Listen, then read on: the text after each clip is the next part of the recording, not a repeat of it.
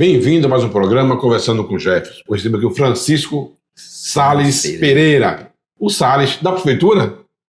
Bem-vindo, Salles, ao nosso programa. Salles da Prefeitura, o Salles do Alto do Cruzeiro, o Salles que conhece todo o povo, o Salles que gosta de futebol. Quem é o Salles? Quem é o Salles? Salles é um cara simples que nasci na Rua do Umbuzeiro, ainda no tempo de Parteira. Sim. No tempo de Parteira, bairro do Cruzeiro, Rua do Umbuzeiro, número 86. A casa ainda está lá do mesmo jeito. Você mora lá ainda?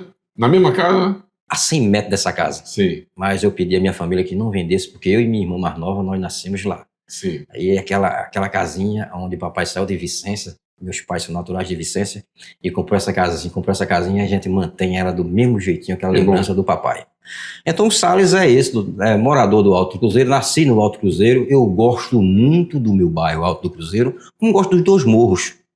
Os dois morros, eu gosto da Santa Terezinha, gosto também da Independência, porque tem aquela coisa, doutor, que é, primeiro, né, que é boa noite, senhor, né? Boa noite, senhor, para o pessoal que segue o programa Conversando com Jefferson. Conversando com o Jefferson, isso. Quantos anos? Está no 6º ano. 6º ano, que bom.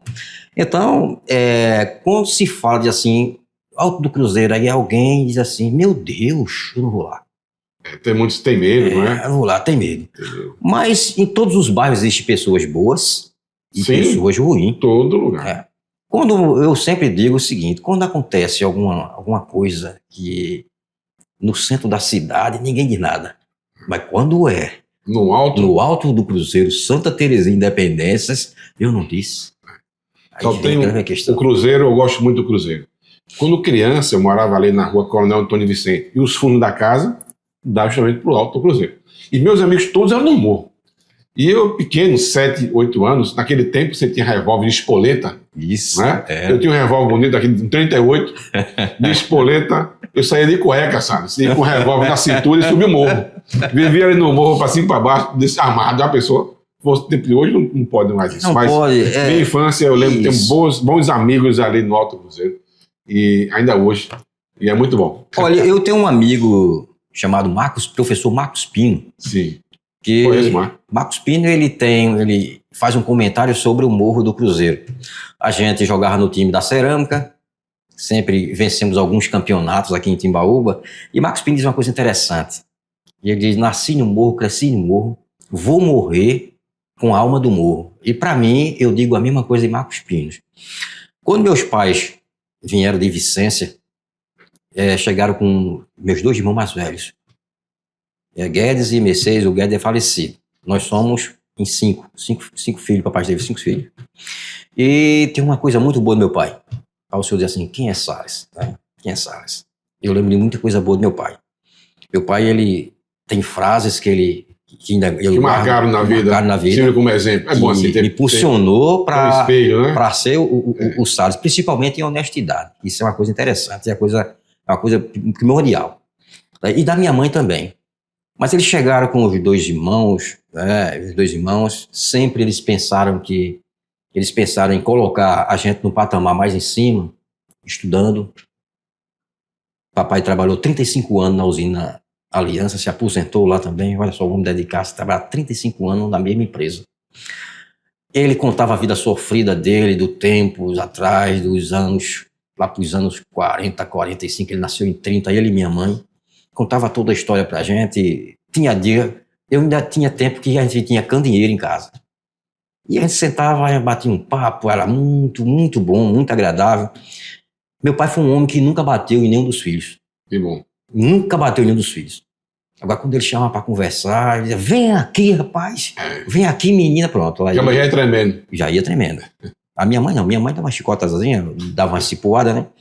Mas meu pai foi aquela pessoa boa, ótima, de bom coração. João Pereira da Silva, natural de Vicência. Minha mãe, Jacina Guedes da Silva. Minha mãe tem uma história também muito bonita, em termos na comunidade. Minha mãe sempre da igreja, foi uma pessoa que se dedicou às pastorais. Eu lembro que uma vez ela disse uma coisa minha, eu estou muito triste. Eu disse, por que, mamãe? Disse, eu não tenho remédio para fazer curativo nas crianças que estavam com alguma ferida. Disse, a senhora está triste por isso? Estou triste por isso. Era doente, tinha tido, na época, AVC, derrame, Sim. Não sei se é igual, mas ela estava muito doente, mas ela ainda andava fazendo essa... Porque tudo passa, a caridade fica. Sim. E eu lembro da minha mãe nesse sentido, de me incentivar para o grupo jovem, que a gente, durante essa conversa, a gente vai conversar salas do grupo jovem também, na comunidade de jovem cristão do Nordeste, que é o CJC, que impulsionou muito a minha vida. Mas, voltando para a família é tudo. É tudo, para mim é tudo.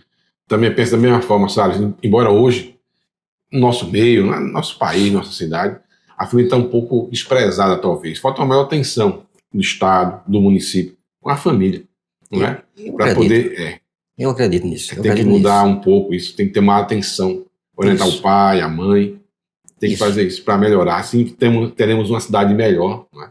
Só dessa forma. Eu falo para meus filhos, para os dois, Lucas Salles e João Gabriel, eu falo para eles dois que abaixo de Deus é a família. Abaixo da Santíssima Trindade, só a família. Não bote a família abaixo de nada. Só de Deus.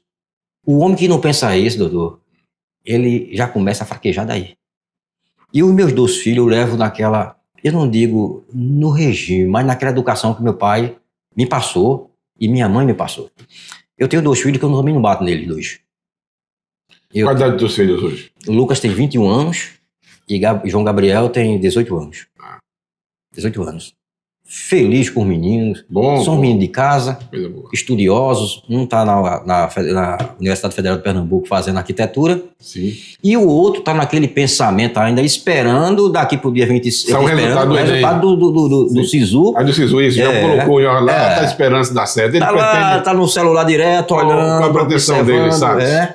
Claro, olha, ele é muito bom em português. Eu acho uma coisa interessante o pensamento deles. Ele queria fazer psicologia.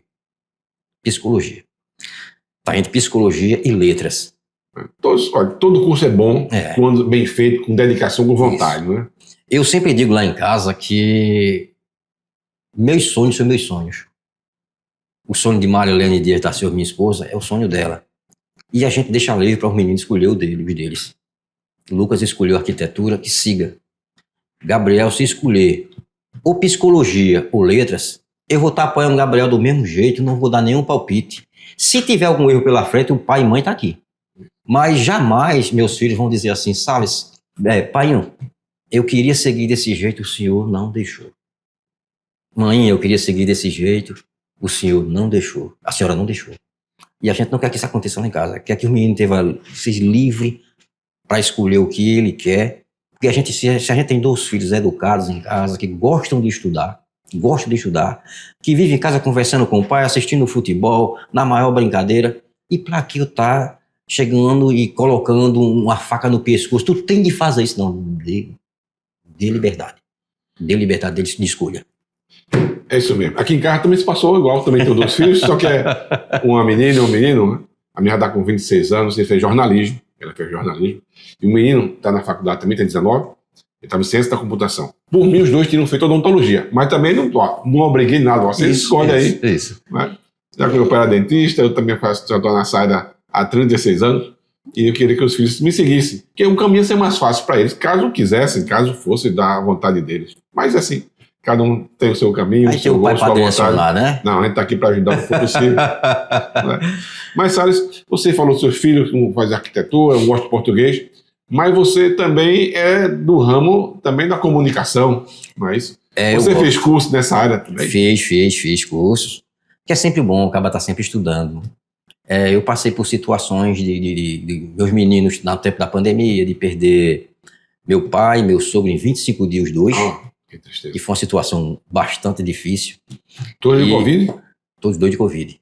E foi o maior sofrimento dentro da família, que eu acompanhei os 2 do começo ao fim, que é uma coisa minha mesmo, eu nunca vou deixar ninguém para trás. Nem no meu emprego, nem na minha família, pai e mãe, não deixo ninguém para trás. Tem de acompanhar na saúde e na doença, é um casamento. Família para mim é um casamento. E naquela época que eu vi meus filhos em casa, um ficou calado, eu senti que a depressão estava pegando, minha mulher não dormia, preocupado com o João Gabriel mais novo, e eu via ela se sacrificando. Eu disse, Helena, vai dormir que eu fico aqui. Dormi a noite todinha e vou contar uma coisa aqui, mas teve uma hora que ele disse assim, a vida não tem mais sentido. Aí a gente ficou triste com essa situação. Eu disse, eu não vou deixar ele sozinho não, Leonardo. É o mais novo. O mais novo. Eu disse, vá dormir que eu fico. E daí o sono batia, aí eu assistia televisão, ia para um canto, ia para outro, e eu fui para a internet, encontrei cursos no Recife ligados à comunicação. Encontrei uma pessoa, um professor muito bom, um curso na Assembleia Legislativa, planejamento estratégico do mandato parlamentar. Sim. Política com comunicação. Comecei a fazer o curso, a gente fazia online e ia uma vez por semana para Recife. Comecei a fazer, o professor muito bom, Adriano Oliveira, cientista político, e achei muito bom, aprendi muito sobre comunicação, a maneira de se comportar, ler pesquisa, estrategicamente, você pegar um parlamentar e dizer assim, aqui é o lugar, o erro é aqui, vamos por aqui, né? Isso foi bom demais para mim. E eu, gostando do curso, uma equipe muito boa de alunos, muitos colegas eu encontrei, quer dizer, eu arrumei de última hora no Recife através desse curso, e a gente seguiu para o curso seguinte, foi comunicação e política. Tudo na política. Comunicação e política. Que a gente sabe, a gente tem sobre tudo, a gente aprende quem são os melhores oradores, as pessoas, o percentual de rádio, de televisão, você aprende tudo de comunicação, tudo. E a professora ótima, Priscila Lapa, jornalista, e também cientista política. Ótimo. Você tem um programa... Fiz o terceiro, viu? Fiz o terceiro. Conta aí, vá. Eu fiz liderança e oratória. Sim. Com o professor Gilberto Silva. Tudo na Assembleia? Assembleia Legislativa.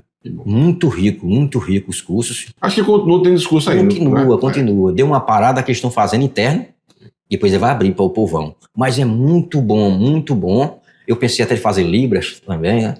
Mas diante da comunicação que eu já vi, eu tinha trabalhado em rádio, não é muito tempo, não é muitos anos, nós temos mais de 20 anos de rádio. Eu vou dar uma melhorada, porque tudo vem melhorando. Está chegando agora as redes sociais, que é conjugado com a rádio, onde tem um podcast como isso aqui, né? Uma conversa muito ampla, que é Rádio Fusão com as redes sociais. Isso está dando um levante. E você tem que estar atualizado. Se não tiver atualizado, tudo cai. Mas você teve em rádio, aqui na Rádio Timbaúba? Trabalhei... Nas duas rádios da cidade? Eu trabalhei mais de 7 anos, quase 8 anos, na Rádio Princesa Serrana, onde eu fazia um programa de entretenimento. Eu e Rogério trabalhamos também num programa político. Fizemos em conjunto nas 2 rádios. Eu era um dos organizadores do programa Fala Timbaúba, onde, na época, a rádio lá era alugada ao ex-prefeito Ulisses. Sim. E o programa Fala Timbaúba, a gente disse, era na comunitária. E não pode uma rádio comercial jogar para a rádio comunitária. Pode ser o contrário. E eu tive essa ideia de fazer criar um link e jogar na rádio AM, que a rádio AM, nas ondas, ela tem uma força muito grande. Ela passa por cima de morros. Sim. É diferente da FM, que a FM, onde tiver um morro, ela para. A AM não. As ondas dela é diferente. E a rádio Princesa Serrana, ela chegava na Paraíba, pegava todos os distritos, o programa bombou, como diz a história, foi um sucesso o programa. Então era feito na comunitária e jogado também para outra. Para outra rádio. Assim, ela se expandiu, tinha 3 candidatos, candidato a prefeito, como era Ulisses, tinha vereadores como Tiba, Jacinto Neto, na época. Chegava pessoas, quando não tinha um dos 3, a gente fazia comentário político, eu e Luiz Cláudio, a gente ficava com o Rogério, fazia um comentário político, e assim foi uma vida de comunicação. Agora, doutor, essa vida de comunicação já veio da minha mãe. Então veio de berço, isso aí. A sua mãe também trabalhava em rádio também? Eu vou explicar como. Como é que funcionava isso? Olha... Como é que foi essa história? Desde pequeno eu gostava de política. Através do meu irmão, meu irmão comentava política dentro da minha casa, o mais velho. Comentava política. Era grande a distância entre vocês dois aí? 10 anos. 10 anos. E eu ficava assim, escutando, admirando meu irmão mais velho. Era muito bom, muito inteligente, um cara muito inteligente. E falava da situação todinha da política, do Brasil inteiro. Na época, hoje é bom demais que tem redes sociais, né? O jornal era impresso. E eu ficava só prestando atenção. Também quando eu estava na rua, no meio do mais velho, minha mãe conversando, eu me sentava e ficava só observando o povo conversar. E a minha mãe chegou para mim e disse: você é muito observador, você gosta muito de ouvir, você escuta muito seu irmão, já deu palpite. É isso. Começa a escutar rádio. Foi aí a ideia. Vá ler uma revista, ler um jornal. Eu disse: mas é bom, mãe? Ele disse: é, sim. Porque é muito difícil, meu filho, você estar no meio de 2 ou 3 pessoas, lança um assunto do Você não vai cotidiano estar sabendo? e você está fora do assunto. Você tem que estar por E dentro. eu estou vendo que você gosta. E eu até, quando o Tancredo Neves morreu, estava chorando eu e minha mãe, com a morte de Tancredo. Já meu pai, quando ele observou que o menino dele, o menino mais novo dele, o homem mais novo dele, tinha um olhar para a política, ele me chamou e disse: ô moço, tu gosta de política, não é isso? Papai, eu gosto. Guedes comenta muito aqui dentro de casa, e eu gosto do comentário. E comecei a ler. Aí ele disse: olha, a política é feita uma morte, viu? Não tem volta. Isso é uma frase que eu guardei do meu pai. Isso está guardado. E aí surgiu, a comunicação veio daí, eu comecei a me interessar, a estar lendo, a ver notícias, e tudo. Ao cenário brasileiro, de Brasília, meu estado e minha cidade. E agora me interessei mais também até Qual pela era a região. idade nesse mais ou menos, sabes? Eu era Esse recado da tua mãe, essa orientação. novinho, já desde os 13 anos, 14 anos, já escutava meu irmão passar aquela mensagem. E eu era daquela coisa que eu gostava de ver os carros de sons passar na rua, falando de política. Na época era Arena e MDB. Olha que a coisa, a coisa é distante, né? É lá atrás. Arena e MDB, até música. Eu gostava de decorar. E tinha uma música que dizia coisas interessantes. Eu não estou recordando agora qual foi o partido, mas assim, o outro lado não vai roer, eu vou mandar fazer de barro um prefeito para você. E eu começava a escutar aquilo, né? Achava interessante os comícios. O João Aliança, que era um locutor de rádio, que andava em carro de som, que passava aquela mensagem, eu achava engraçado quando ele falava do João Ferreira Lima, que era MDB na época, né? Que existia a Arena MDB, eram os Campos. Sim. E Ferreira Lima. E o João Aliança, ele dizia uma coisa bem engraçada, né? Você vá ver, ouvir e aplaudir as palavras sinceras do doutor João Ferreira Lima Filho. E tudo isso, eu fui juntando, né?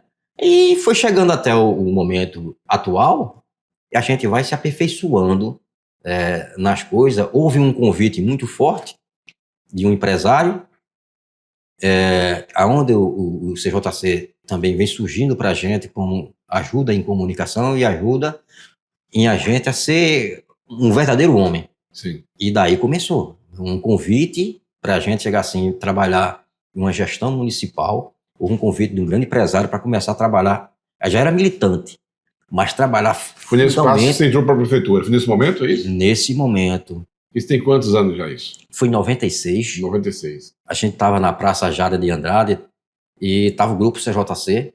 Eu era um dos coordenadores. Éramos 5. Eu, Manuel Almir Gonçalves, Dijane, que está nos Estados Unidos, e Selma Xavier. A gente estava lá reunido, eu tocando violão, e um carro branco parou. De longe eu olhei: quem é aquele cidadão que está naquele carro branco? Depois eu vi quando a porta abriu e saiu, era Antônio Albuquerque, o Totinha. Sim, o Totinha, isso. E ele me chamou, eu fui lá e disse: quem é que coordena esse grupo? Eu vi que você estava animando esse grupo, você é um animador. Eu disse: animador, e sou um dos coordenadores. Ele disse: eu estou selecionando jovens para fazer uma campanha política que eu vou entrar também. Eu quero saber se você está interessado. Eu até falei com o Dario Felipe, o professor Dario, que também é do movimento CJC, e ele falou no seu nome. Eu disse: pronto, vamos lá, eu estou interessado. Aí ele selecionou eu, Dario, Everson, que é agente de saúde, e Joel, que morava no Jardim Guarani. Esses 4. O Joel não caminhou, mas eu, Dario e Evinho, sim. E nós fomos escolhidos em 96 na campanha para prefeito por Dona Norma. Norma Sim. Galvão, esposa de Galvãozinho. E como a gente foi escolhido? Naquela época, a campanha foi Galvão e Emécia Dias. E o vice-prefeito era o Totinho, Antônio Albuquerque. Isso. E a gente estava, naquele pleito, a gente estava sendo adversário de Emécia Dias, a esposa de Gilson Muniz. E eu lembro que a gente estava na Bernardo Vieira, E quando entrava um jovem ia numa casa, Dona Norma, a esposa de Galvão, ela ia ouvir de que maneira aquele jovem era habilidoso dentro da política. E no momento que eu estava conversando com um casal, eu falei naquela época que Jaba Vasconcelos ia ser já governador de Pernambuco. Sim. Falando do MDB, porque o Galvão era MDB. E falei como era importantíssimo o trabalho de Galvão, sempre lembrando de que partido ele era, o mesmo partido que vai surgir aí o futuro governador de Pernambuco, que era Jaba Vasconcelos. E Dona Norma escutou, disse, aí ela chamava Galvão de filho. Filho, olha, o Salles, ele é habilidoso na política, eu já ouvi os dois, os meninos são bons. E aí a gente começou a andar na blazer do Galvão, em 96. Eu, Dario, ainda tinha outro que não estava no grupo jovem, mas era também jovem e habilidoso, que era o Disseu.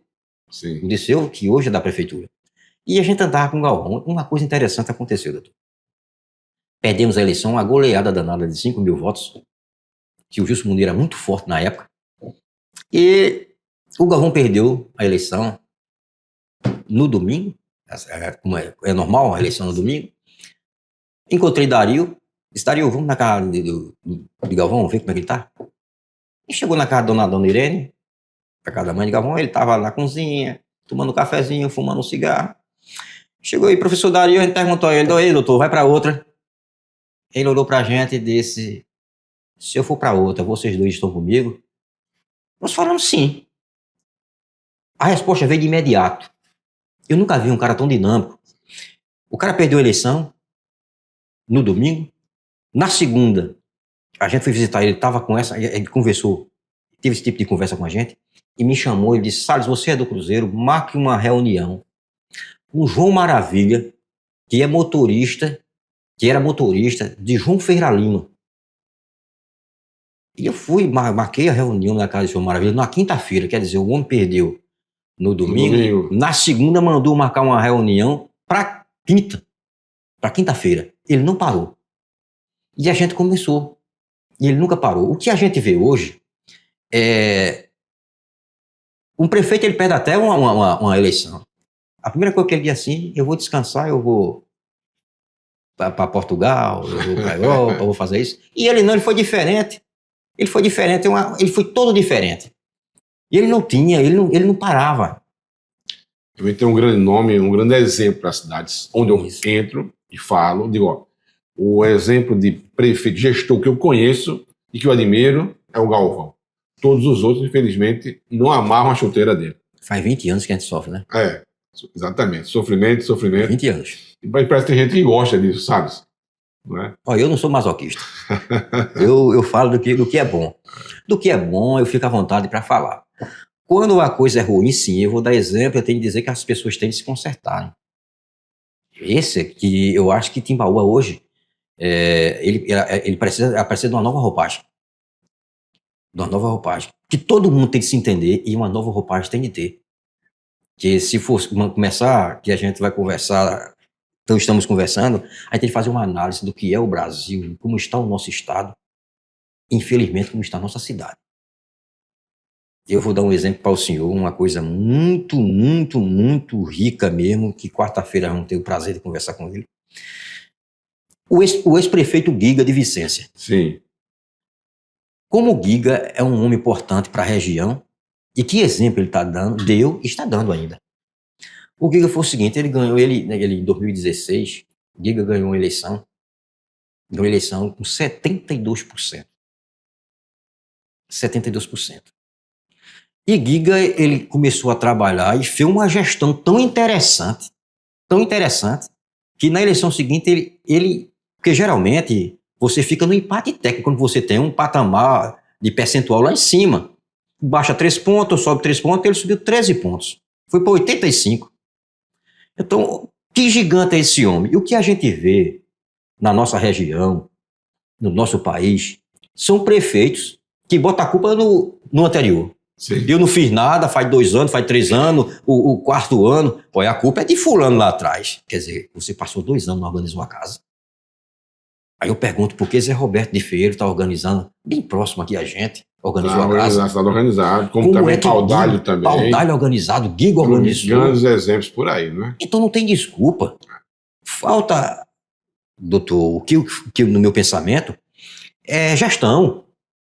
É gestão, porque eu aprendi no CJC, os mais antigos chegavam para mim e diziam assim, Salles, você coordena com.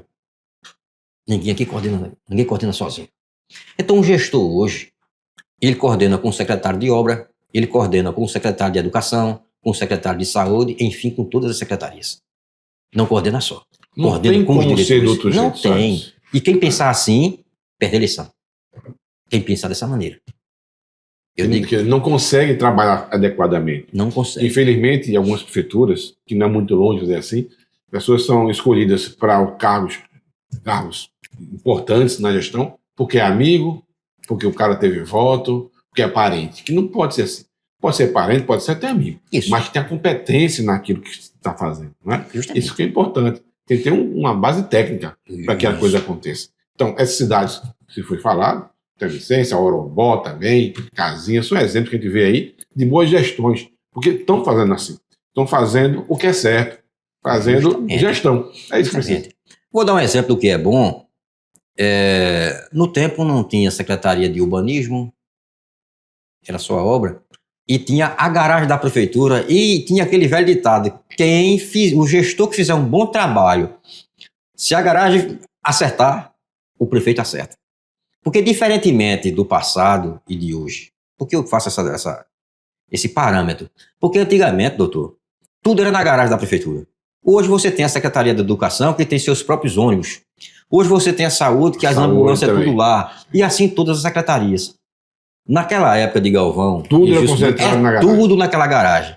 E ele escolheu 3 garotões para tomar conta daquele setor.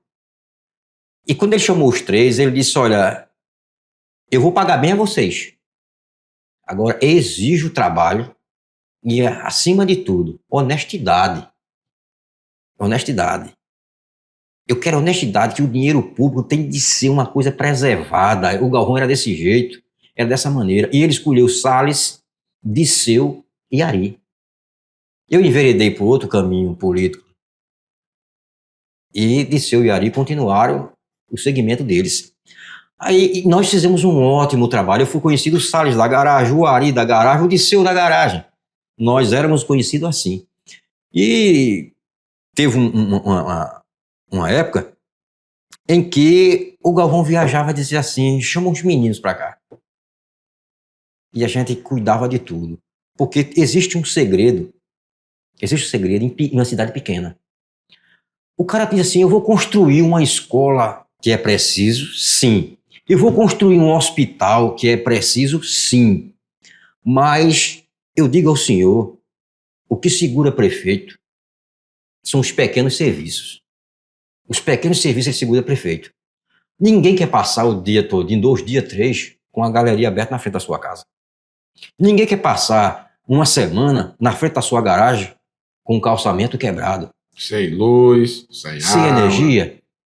Ninguém quer ficar com suas crianças. Vamos ali na praça, a praça está sem energia, os brinquedos, as gangorras quebradas, os balanços quebrados, os escorregos, se o menino for rasga a roupa. Ninguém quer ver isso. Então, isso são pequenos serviços. E ele botou 3 pessoas dinâmicas. E ele tinha uma exigência. Todo domingo, um dos 3, plantão na garagem. Só que aconteceu, não ficavam só. A gente levou uma televisão para a garagem, a gente 3, que não ficavam só. Sempre ficava os 3 juntos. Todo domingo estavam os 3. A gente assistia, quando era domingo de Fórmula 1, aí é que era bom. A gente assistia Fórmula 1, às vezes ia até para casa do Seu Costa. A mãe de Seu fazia um caldinho de camarão, e voltava rapidinho, né? Voltava rapidinho, que não poderia deixar lá o espaço sozinho. Por que ele queria isso? Porque tudo era lá. Se acontecesse um acidente, prestasse uma ambulância, tinha que ter uma pessoa lá. O telefone tem que ser ligado constantemente. Até ele brincava, se eu pegar vocês com o telefone desligado, que foi o começo do celular, né, um que tinha uma antena grande, e ele dizia assim, era R$100, no salário, que não poderia deixar o telefone dele. Se eu ligar para um e estiver com o telefone desligado, aí eu mando a gente assim, a menina que cuidava da finança, Rosinha, desconta o dinheiro em vocês. Aí eu comento isso porque, às vezes, eu vejo as pessoas criticando o Ari, criticando Disseu. Como é que... Ninguém desaprende. Ninguém desaprende. Como é que o cara foi tão competente na gestão Galvão, os dois meninos, e hoje as pessoas estão reclamando? Então o culpado não são os dois secretários. O culpado é o gestor. Na minha cabeça, é dessa maneira. Se continua igual, Justamente. porque tá ruim. Justamente. Tem alguma coisa errada. Onde é que tá o erro? Infelizmente, para mim, aconteceu o pior. Eu não tenho raiva de ninguém, eu não guardo mágoa, que a pior coisa do mundo é o homem ficar guardando mágoa. Mas os meninos, eu não digo que a gestão do Marinaldo não é perfeita. Porém, eu torço pelos meus dois meninos lá, que são meus amigos, porque ele deu oportunidade aos dois. Eu não tive oportunidade, mesmo trabalhando de 2012 até 2016, pegadamente, seguidamente, para eleger um prefeito, eu não tive a oportunidade que os meninos tiveram. Eu queria muito mostrar para meu bairro, para minha cidade, como é que trabalhava o Salles, que era assim, ligava para Salles, eu tenho uma galeria aqui quebrada. Se eu tinha um material, eu ia lá e consertava, tinha pedreiro na mão, tinha tudo, tinha servente, ia lá e consertava. O que eu passava para o prefeito era prestação de contas. Era em tal rua, casa tal, número tal, e acertava tudo. A transparência sempre vinha. E eu queria fazer o melhor. E de 2017 a 2020, meus vizinhos até ligavam para mim, Salles, a lâmpada queimada. E eu baixava a cabeça porque eu tinha de ligar para 2, 3 pessoas, que às vezes nem conhecia Timbaúba, para resolver. E isso me doía muito. Me doía muito. Está engessado, né? Limitado. É falta de experiência. Eu vou colocar assim como falta de experiência. Algumas pessoas dizem assim, Salles, por que tu vai ficar aí? Eu disse, não, porque eu nunca deixei ninguém para trás, eu vou continuar até o fim. Triste eu tava, fiquei muitas vezes cabisbaixo, triste, porque eu não entro em algo, eu não digo nem para perder, eu digo assim, eu não entro em algo para ficar parado, sentado, vendo as coisas ruins acontecerem e eu sabendo que eu posso consertar. Eu sou dessa maneira. Eu gosto de ver tudo. Eu sou assim em casa, eu sou assim. Em casa assim. Em casa, se a mulher estiver lavando os pratos, eu estou varrendo a casa. Mas sempre fazendo alguma coisa, sempre está consertando alguma coisa. E essa é a minha maneira de ser. E eu ficava incomodado. Como é que o Salles deu tão certo em outras gestões e nessa a gente querer fazer e não poder fazer? O problema está onde? No gestor. A única explicação que tem na Salles. A gente vê isso, não só você, muitas pessoas falam isso. Até no trânsito mesmo, tem um amigo que é do trânsito, ele fala que naquele tempo funcionava. O gestor, e agora não funciona. Qual o problema? Falta o quê? Né? Tem alguma coisa errada. Falta gestor. Falta gestor, né? Falta a gestor. Gestão diferente. Falta gestor. Né? A forma de fazer isso, coisa acontecer. Mas, fala um pouco da política, mas você está com um programa novo agora na rádio também. Programa novo, graças a Deus. Né? O nome até é bem sugestivo. Que é o Raio X, é isso? Raio X. Raio X da notícia. Quando é que começa? Já começou o programa? Não, a gente está aprimorando tudo porque eu vou falar de comunicação, eu falo de Timbaúba. Timbaúba vem defasado em termos de comunicação. A gente está vendo isso. Timbaúba, as rádios, politizaram muito as rádios. Você vê que um programa, hoje, na rádio do prefeito, só quem fala é ele. Não tem espaço para ninguém. Na rádio Princesa Serrano, a gente trabalhamos, eu e várias pessoas. Rogério foi iniciando na rádio há mais de 30 anos, na emissora. E o prefeito dizia assim, o ex-prefeito Gilson dizia assim, aqui quem fala de política sou eu. Quer dizer, as pessoas ligavam a dizer assim uma reclamação e a gente não podia falar. Politizaram as 2 rádios. E a comunitária, ela passou um tempo, ela não fez a função dela, porque a função da comunitária é sempre estar informando bem a comunidade. Mas esqueceu disso aí, não é fazer politicagem dentro da rádio, e sim, informar para todos, ser imparcial, informar para todos o que é necessário. Essa é a função da rádio comunitária, que foi esquecida em Timbaúba. Então, houve uma defasagem. na comunicação em Timbaúba, nas 3 emissoras. E tem uma nova que toca música o dia todo. Então, houve essa conversa com o Rogério, esse pensamento. Rogério, com o Rogério boa, um Ribeiro, abraço, gente Rogério, pra boa você. demais, gente boa. E quem indicou muita gente para a rádio foi o Rogério. E houve essa conversa com o Rogério há quase 2 anos atrás. Mas, sabe, quando se organizar melhor aqui, algumas mudanças, a gente prossegue com esse pensamento de fazer o programa. Mas a gente não queria fazer no estilo do Fala Timbaúba, direcionado, que é aquele programa pesado. Ele não quer um programa pesado. Ele quer uma coisa moderna. Porque hoje existe o podcast, que é Rádio Fusão, com redes sociais. É isso que a gente quer implantar lá. E é uma conversa bastante sadia. Vai ser que dia o programa? Nas quarta-feiras. Dia de quarta-feira. Quarta-feira. Qual o horário? 11 a meio-dia. 11 ao meio-dia. De início, mas a gente quer avançar um pouco mais no horário, porque a gente tem tá com uma maneira diferente, um estilo diferente de fazer a coisa. A gente quer fazer uma maneira diferente. Um estilo de rádio que não seja igual. Vou dar um exemplo ao senhor. Eu tenho um colega de rádio que diz assim, que ele faz um quadro, diz assim, o povo quer saber. Aí a gente pergunta a ele, o povo quer saber? Ele diz, mas de tudo não. No raio-x da notícia, o povo tem que saber de tudo. Porque, doutor, o senhor é dentista, não é isso? Sim. Precisa de raio-x, né?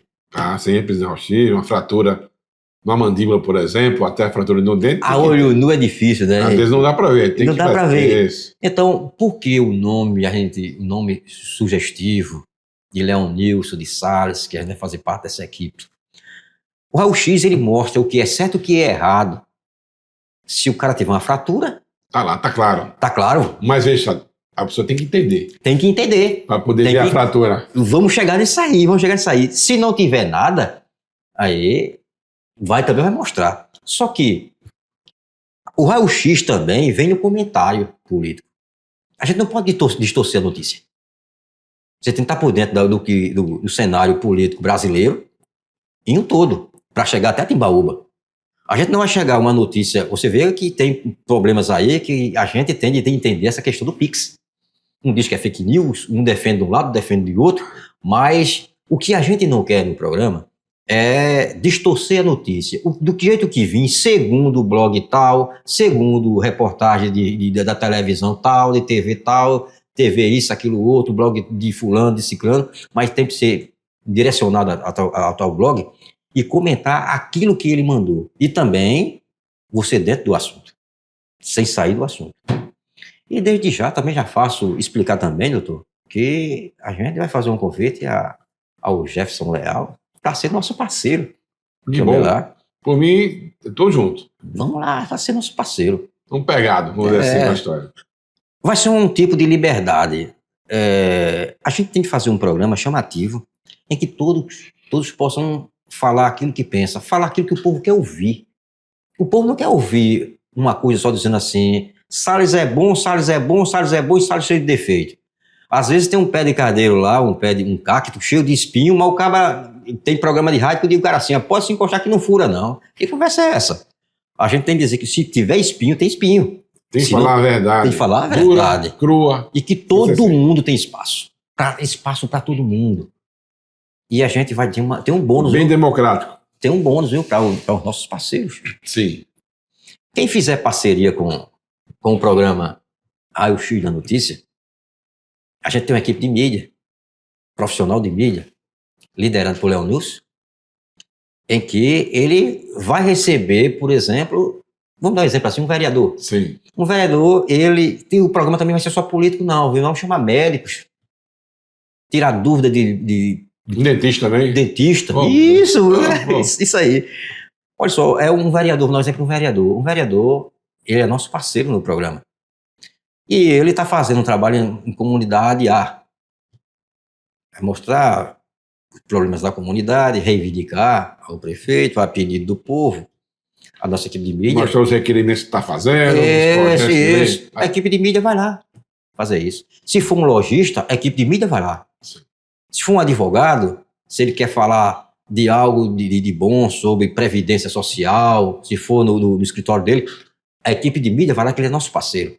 Então, isso também vai ajudar. Isso é um bônus que a gente está dando diferentemente. A gente quer dar algo a mais para os nossos parceiros. Isso vai trazer mais transparência. Transparência. Vai dar mais transparência para as pessoas que querem ver esse raio-x. Querem que alguém leia esse raio-x. Agora, no raio-x de notícias no programa, a gente quer, do jeito que eu sou hoje, o seu entrevistado, a gente quer entrevistar o Dr. Jefferson, a gente quer entrevistar o ex-prefeito, a gente quer entrevistar o prefeito atual, a gente quer entrevistar os vereadores de todos os lados, da situação e da oposição. Dá um espaço para ver e as pessoas vão ver realmente a verdade, o que está acontecendo. E se tiver projeto do executivo tal e tiver aquele debate na Câmara, a gente chama 2 vereadores de um lado e de outro. E o povo quer saber explicação sobre tal projeto, A, B e C. É isso que a gente quer saber. Por que o Dr. Jefferson Leal teve 7 mil votos? Como é a campanha do Dr. Jefferson Leal? O que ele pensa? Sim. Isso é para eu perguntar lá, viu? Aqui eu sou entrevistado. Ok, tranquilo. Aqui eu sou entrevistado. Mas é assim. Essa é a maneira. E começa quando? Já tem data prevista para o início? Olha, nós estamos organizando, está tudo organizado, vinhetas. Vai sentar eu e Léo Nilson para a gente ver vinhetas. Eu mando um abraço para Léo Nilson também. Léo Nilson, né? Sempre na técnica. A equipe da rádio. A gente vai dar... Tem algumas coisas que o Rogério comunicou para a gente ficou responsável da gente dar um levante também em algumas coisas, como as redes sociais. Léo Nilson vai ficar responsável por esse trabalho. E a gente pensa que num programa de rádio a gente não pode fazer uma coisa de entrevista. Eu acerto um contrato com a emissora e fazer amanhã. Você tem que fazer uma coisa planejada e organizada. Se eu estou dizendo ao senhor que nossos parceiros vão ter um bônus, então a gente tem que se planejar para isso. Um tempo para parceiro A, para parceiro B, para o C e poder. Para não ter mostrar favorecimento para um, para ninguém. Se tudo a mesma base. Para ninguém. A mesma balança. O mesmo peso para todo mundo. Igual a justiça. Tem que ser igual para todos. Você pensa assim, é bom. Então, o programa, ao meu ver, está bem preparado, não é? Isso. Então, tudo com planejamento dá certo. Talvez lá no final de março, ou no final de fevereiro, ou começo de março, a gente começa. Sim. A gente começa, mas organizado. Quando dizer assim, tá pronto, para tá faltando alguma coisa, não, e pedindo, não, tá tudo pronto. E vai ser um programa também com um podcast. Sim. Um podcast. É um programa que você, assim, quem não escutar o programa hoje, à noite pode escutar no YouTube. Ele completo. Então, tem tudo isso. Tem trabalhado de todas as maneiras. A gente vai oferecer a cada cliente. O cliente ele tem de vir com um estudo. A gente vai estudar a situação de Dr. Jefferson Leal, que é dentista. Não fala nenhum político dentista. A gente vai ver para prosseguir, para fazer uma boa campanha sobre o consultório do Dr. Jefferson. Na visão da gente, o que ele precisa, a gente vai oferecer ao senhor o que a gente acha que o senhor está precisando. E vai levar uma conversa com o cliente mostrando também a solução. Para o político em Timbaúba, vamos mostrar alguns políticos uma coisa muito séria. Que hoje em Timbaúba, o político precisa de uma coisa: passar confiança para o povo. E um tem mais problemas do que o outro. E é diferente, não vai fazer o mesmo projeto comercial, e mostrar um só. Porque tem pessoas que têm problemas difíceis do que o outro. E ninguém é igual nessa área. Ninguém é igual, que errou mais do que o outro. E o povo cobra. Tem cobra mesmo, acho que o povo tá aqui, cobra até pouco. Tem aquela frase de Dom Helder, né? Você diz que o povo não pensa, o povo pensa. O povo pensa. Atrasa um pouquinho. Mas tem que cobrar mais, que ver os seus direitos. Mas às vezes eles não cobram porque não sabem os direitos que possuem. Justamente. Então, você como parte da imprensa, através desse programa Raul X, que é um momento, né? Alertar as pessoas de elas terem ciência, conhecimento daquilo que elas têm direito. Isso. E sabendo disso, é mais fácil de cobrar do gestor, do município, do estado, até do país. Cobrar quando está errado e elogiar quando está certo. Sim, exatamente. Esse é o sistema. Esse é o sistema, vai ser um sistema diferente. E a gente está escutando o povo na rua. O povo diz assim, ó, sistema de rádio desse, tem pessoas que escutam, eu só escuto porque é o jeito. Não, eu quero que a pessoa escute e diga assim, rapaz, eu gostei porque você trouxe fulano. Eu quero escutar mais. Tirou minhas dúvidas. O programa é para falar a verdade, tirar dúvidas. Ô Salles, como você vê no seu pensamento, na sua base política que você já tem, o cenário político do Brasil, do Estado e de Timbaúba? Como você encara isso? Eu vejo desafios do presidente da República. Ele tem grandes desafios. Primeiro, falar de cima para baixo. Sim. O desafio de Lula hoje, a gente falou tanto em comunicação aqui, é Lula organizar a equipe dele de comunicação. Até agora, a equipe de comunicação de Lula, ele não disse para que veio. A direita brasileira, ela está muitos degraus à frente em termos de organização de comunicação do que a esquerda brasileira. Isso aí é o desafio que Lula vai ter de percorrer e consertar isso aí. Outro desafio é o Congresso. É o Congresso. Lula tem de ser muito habilidoso dentro do Congresso Nacional. E não só ele, mas qualquer presidente que venha a ganhar a eleição e ser aqui o homem, a força maior do nosso Brasil. O parlamento, ele tomou conta até do dinheiro brasileiro. O parlamento tomou conta até do dinheiro brasileiro. Então, o presidente da República tem que se esquivar de todo jeito. Pode ser Lula, pode ser Bolsonaro. E uma coisa muito difícil que está acontecendo em Brasília, assim, a questão nacional, é a polarização. Eu sempre acredito que em renovação, acredito muito na juventude, mas eu digo assim, quando eu digo assim, acredito na renovação de juventude, não é que o jovem de 18 anos, 19 anos, tem de ser, que não tem nem idade para isso, que tinha de tomar conta de cidade, disso, aquilo, outro, não. Que você tenha 50, 60 anos, mas você tem um pensamento jovem. O pensamento antigo e a política antiga, para mim, está acabado. E é isso que está acontecendo no Brasil. Quando se faz uma pesquisa política, aparece, aí fala logo em Lula e Bolsonaro. Será que não existe outras pessoas? Aí o senhor falou o cenário político de Pernambuco. Eu acho o Pernambuco um estado muito rico em políticos, hoje na atualidade. Mas sempre foi, sabe? Sempre foi, sempre teve grandes ministros. Capitanias, né? Assim, os Pernambucos mas continuaram. Sempre, é um exemplo.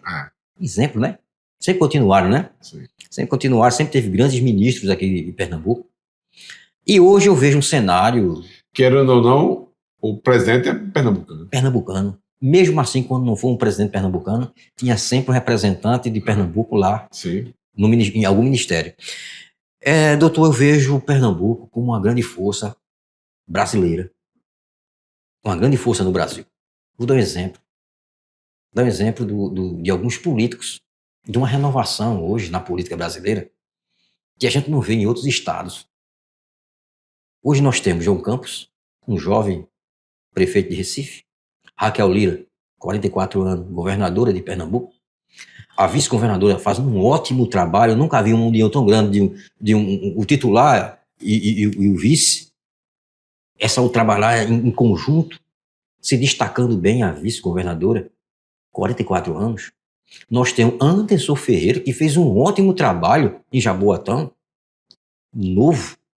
Miguel Coelho Petrolina. São 5 nomes fortes. Ainda vem parlamentares. Daniel Coelho é muito bom. Silvio Costa é muito bom. Olha que riqueza tem a política pernambucana.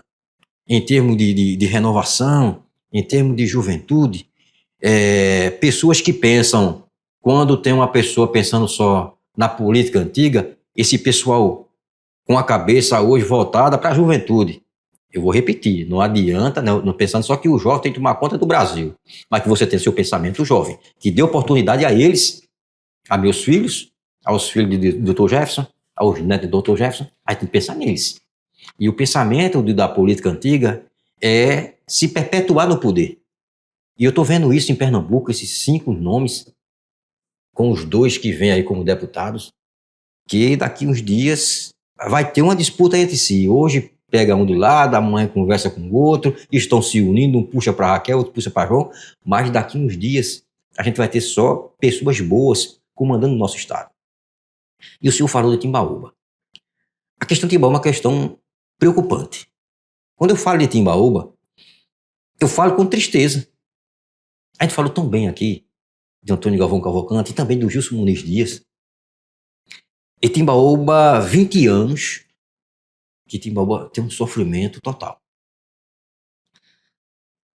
A polarização que existe em Brasília não pode ter cidade nenhuma.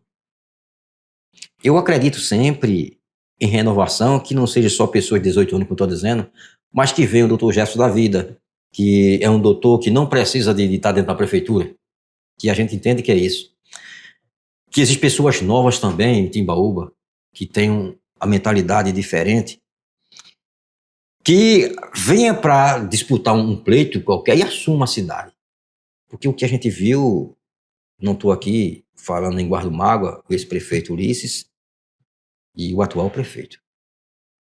Não se resume nessas duas pessoas. Eles têm mais de 64 anos, daqui uns dias vão completar 70, mas a gente tem de pensar num doutor Jefferson, um vereador que está despontando hoje, outro vereador amanhã, e que a gente veja se o filho de Sala ele pensa em enveredar na política, se o filho do doutor Jaci pensa em enveredar na política, e assim sucessivamente. Só que Timbaúba teve um cenário terrível. Isso a gente tem de falar aqui, quando eu falo da minha cidade, que os prefeitos de Timbaúba, quem entrou e quem saiu, de 20 anos para cá, você passa 2 anos e a pessoa te cobra na rua e diz, não, A culpa é do outro. a culpa é do outro. Ficam jogando pro outro e ninguém faz nada. A situação em Timbaúba tá terrível por causa disso. Nunca o cara diz assim, rapaz, eu até agora não acertei ainda. Só culpa quem passou. E a gente vê que Giga tá acertando, que Zé Roberto tá acertando. E a gente tá nessa. Se você passa 2 anos e se você não organizou a casa, porque alguma coisa tá errada. Você escolheu, o prefeito escolheu uma equipe errada. Uma equipe errada, porque gestor não é só o prefeito. O gestor é um secretário, o gestor Você tem que ter é todo um mundo diretor que trabalho. responde por essas pastas. Sim. E hoje a Competência. lei diz que o secretário ele tem de assinar e responder por ela. Então o gestor ele tem de governar com. E Timbaúba está com esses problemas. E é seríssimo isso aí. É seríssimo. Vamos fazer assim, vamos para chegar, para a gente definir. Vou dar um exemplo muito certo. Ulisses ganhou a eleição com 17 mil votos. E todos os candidatos na época somados não chegavam ao voto que o Ulisses teve naquela época. O povo realmente ele diz assim, vamos mudar, vamos escolher o prefeito Ulisses. Na eleição de 2000, Ulisses foi o primeiro prefeito a não se reeleger. Não estou aqui falando de ninguém, mas a história vai contar isso aí. E na eleição seguinte ele teve 12 mil votos, de 17 ele caiu para 12. Essa eleição agora, 2024, veio para 9. Veio para 9. O senhor teve quantos votos? Eu tive Na primeira. 3.481, Salles. Na segunda. 7.117. Na leitura política feita em Timbaúba, a leitura que a gente sempre fazia, eu estava na equipe de Conceição Santana e dizia assim, não, se o prefeito Ulisses não ganhar o culpado é Conceição, e eu dizia sempre, olha, Conceição não tira votos de Ulisses. Conceição vai atingir o candidato Marinaldo Rosendo. E se o Ulisses perder voto, ele perde para o candidato Jefferson Leal. E aconteceu. Marinaldo teve 15 mil e poucos votos. Sim. Teve quase 900 votos. A menos de que Sim. a eleição passada. Quantos votos Conceição teve? 900. O senhor aumentou uma margem. Aquilo que o prefeito Ulisses perdeu foi o que aumentou na sua. Então, a gente tem um cenário político em Timbaúba dessa maneira que a gente vê que um ganhou votos, não quer dizer que o cara perdeu a eleição, mas ele teve um crescimento. Se você teve um crescimento, a gente tem de analisar por completo no geral. Quem saiu ganhador não foi só o prefeito atual que ganhou a eleição, não, mas a pessoa que perdeu. E ele teve uma soma maior de votos de que o pleito anterior, e ele saiu também ganhador daquilo ali. Pelo jeito, só eu consegui isso, né? Só o senhor conseguiu isso, né? Porque eu estou na sua frente, mas a gente tem que falar a verdade. É como o raio-x. A gente está fazendo um raio-x da coisa. Né? E Isso se aí, somar os votos da oposição, o prefeito aí não se eleger. Estava fora. mas esse agora, o programa raio-x, ele vem conversar nesse sentido político. Existe uma grande coisa em Timbaúba hoje que está doendo na cabeça de todo mundo. Bronca para os políticos. Tem uma palavra que os políticos vão ter que trabalhar em cima dela. E se não conseguir, vão se arrebentar. Confiança. O eleitor timbaubense está descrente com o político. Sim, eu vejo, durante a minha campanha, sabe, eu ouvia isso quando eu passava. Todos descrentes realmente não acreditam mais em ninguém.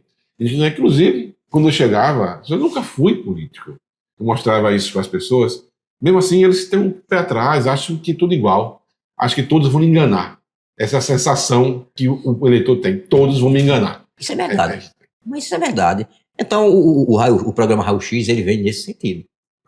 E oferecer a cada político, aí você tem essa situação difícil, o programa pode te oferecer a você resgatar aquilo que você vem perdendo. O senhor que completou, que aumentou seus votos, a gente pode, o programa também está livre, né? Já eu considero o senhor como parceiro meu de Leonilson do programa, né? E a emissora também. Da gente diz assim, doutor José, assim, eu estou com dificuldade aqui, a gente tem a solução para isso. A gente primeiro vai mostrar algumas coisas para ajudar o médico, o doutor, o político, Jefferson Leal, que vai ser nosso parceiro. Né? Vamos dizer assim, um cliente, né? Sim. Como também um lojista. Isso nós vamos mostrar. Essa é a grande dificuldade do político timbaubense. Ele vai ter... É um desafio, viu? Sim. O desafio dele, a palavra certa, o desafio dele é chegar a dizer assim, o povo agora confia em mim. O povo está confiando em mim. O povo está confiando em mim. E é muita responsabilidade isso. É muita responsabilidade. Fácil não. Ou tem transparência, ou trabalha livre, ou fala a verdade, se vir de prometer coisas. Como teve uma vez um político aqui que prometeu um aeroporto em Timbaúba. Isso não existe, né? Não venha prometer coisa ruim, não, que o povo... Trazer o Rio Nilo. Não pode. Não pode. É cada um, Salles. Infelizmente, tem pessoas que acreditam. Eu tenho um político que tinha uma não vou citar nome, que ele o mercado público, ele estava mais de 1.500 lojas dentro do mercado público. No nosso shopping Recife tinha menos lojas, e o povo acreditava. O povo acreditava que realmente eu queria meu espaço ali, né? E sabe o que é isso no meu alto de cruzeiro? Sim. Na alta dependência, nos autos, quando um político começa com esse tipo de conversa, aí o menino diz assim, é vendedor de luz. Aí uma vez eu perguntei, vendedor de luz, o que é isso? Ilusão. Ilusão, né? Ô Salles, foi muito bom você estar aqui conosco, conversando aqui, batendo papo, que vamos conversar mais. Quem sabe no programa do Raio X aí, da notícia, né, nos programas. Quem logo, sabe não, isso é uma coisa concreta. É uma coisa boa. Bom, vamos lá, vamos participar sim, sabe? Isso. Então, tem um momento para você, já estamos no final do nosso programa, para você deixar uma mensagem para aquela pessoa que me acompanha há tanto tempo e até para as novas que não lhe conheciam. Que mensagem você dá para essas pessoas aqui? Olha, para as pessoas que acompanhou o Salles de Grupo Jovem, o Salles da Rua do Umbuzeiro, o Salles que mora agora na Rua do Índio, o Salles do Cruzeiro, o Salles da Garagem, o Salles que não gosta de confusão com ninguém. Eu só tenho uma palavra para dizer a todos. É gratidão por ser meus amigos. Eu não tenho inimigos. É só gratidão por amigos políticos, donos de loja. Porque existe uma coisa na vida, doutor, que eu levo comigo e eu não caio nisso. Mamãe sempre dizia que a gente tinha desafios. Por ser pobre, por ser preto e morar no alto do Cruzeiro. Vocês têm desafios. Isso, mas mamãe, a gente enfrenta ele de frente. E tudo isso na minha vida eu enfrentei de frente. E hoje tem pessoas que dizem assim, tal ano, há não sei quantos anos atrás, você atendeu minha mãe e fez isso para minha mãe, eu não lembrava mais. Tem pessoas que dizem isso a mim. E tudo isso, quando passa uma mensagem dessa para mim, me lembrando, eu sou grato a isso, porque eu faço com uma mão que a outra não veja. Mas na minha vida, tudo que aconteceu comigo, de bom e de ruim, eu tive apoio dos meus amigos. E não tenho inimigos. Isso é muito bom, Salles. Já dizia o poeta. A vida é a arte do encontro, embora haja tantos desencontros pela vida. E aqueles que dizem assim, eu não gosto de Salles, mas eu gosto dele. Bom, Salles. Muito bom, Salles. Foi bom mais uma vez aqui. Se gostou, curta, compartilhe, comente. Estamos aqui à disposição, conversando com o Jefferson. Um abraço e até mais.